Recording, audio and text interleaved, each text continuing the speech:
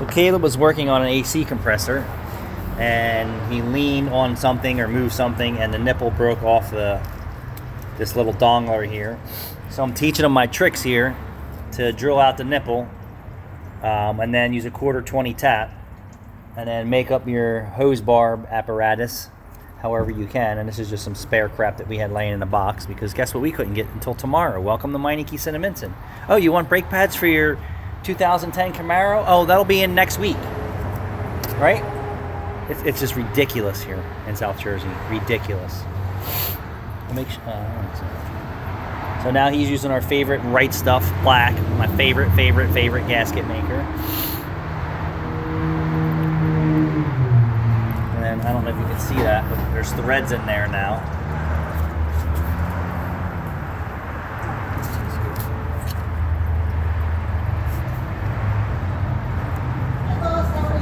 Hi. I'm teaching Caleb the masterful tricks. Sounds good.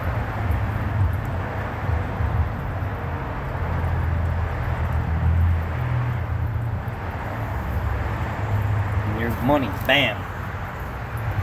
Good. Mama Jude, did you get pictures?